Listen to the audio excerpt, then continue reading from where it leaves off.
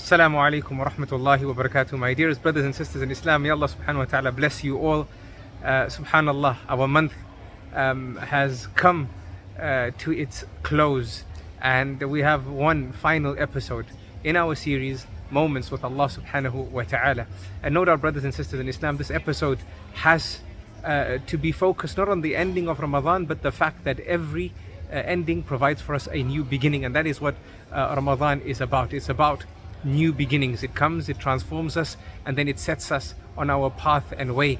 Brothers and sisters in Islam, for today's moment with Allah subhanahu wa ta'ala, I want you to take moments before Ramadan comes to an end and sit down and analyze how you felt at the end of last Ramadan or the Ramadans before that, and what you did. There were resolutions that you probably made a mental note of, you probably jotted down, you probably spoke to your family and friends about things that you were going to put into effect after Ramadan, after being inspired by Ramadan.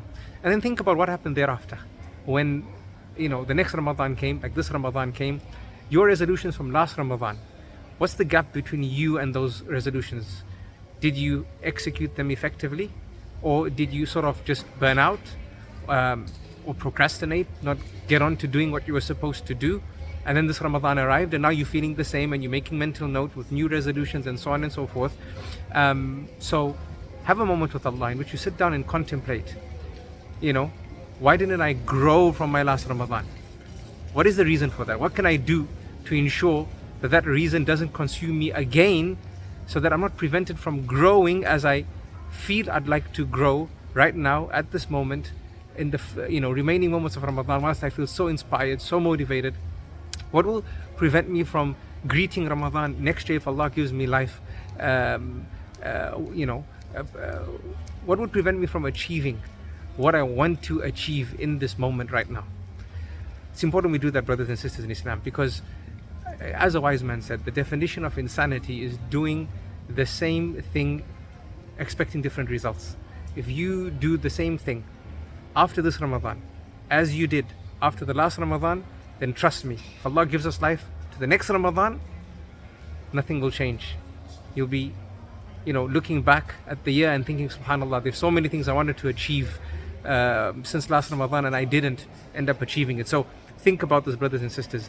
In Islam, use the remaining moments in our month to have moments with Allah subhanahu wa ta'ala in this way. Moments that really show our sincere desire to achieve. It's not an infatuation that we have with the moment that we're in, but we sincerely love Ramadan and love what Ramadan has done for us, because love is substantial. Love is substantial. Infatuation isn't substantial. It comes and goes very quick. Love is a true emotion. If you really love Ramadan and love what Ramadan has done for you, then you'll be ready to work moving forward.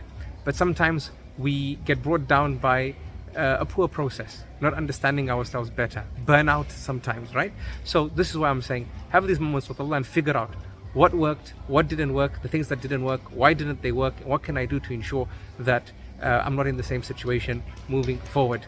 It's been a pleasure being with you all. I'm speaking to you again from yet another airport, Manchester Airport, albeit this time as I head to my parents to spend Eid with them. May Allah preserve our parents in His obedience and preserve us all in His obedience. May Allah accept our Ramadan, accept our fasting, accept our recitation of the Qur'an, accept our du'as, accept our adhkar, accept our seeking of knowledge. May Allah subhanahu wa ta'ala write us from those who were forgiven during this month and freed from the hellfire, and those who were written to be from amongst the righteous, and those who were freed from the fire, and those who were granted paradise, the greatest paradise. Ameen.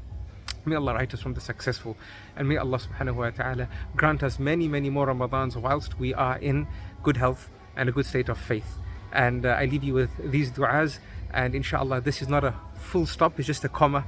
Inshallah we will continue our adult and youth development sessions after Ramadan, albeit in a different series, irrespective of the series, right? Whenever we learn from the sunnah of the Prophet sallallahu alaihi wasallam, those lessons provide us moments with Allah. I apologize for some unpleasant sounds you might hear around me. It's beyond my control. As I said, I'm speaking to you from the airport just before catching the flight. I love you all for the sake of Allah. Please remember me, my parents, my family, and my teachers, and my colleagues in the da'wah and those who are sick and those who passed away, and all our loved ones in your du'as as well. Take care everyone. هذا والله أعلم. السلام الله عليكم ورحمته وبركاته.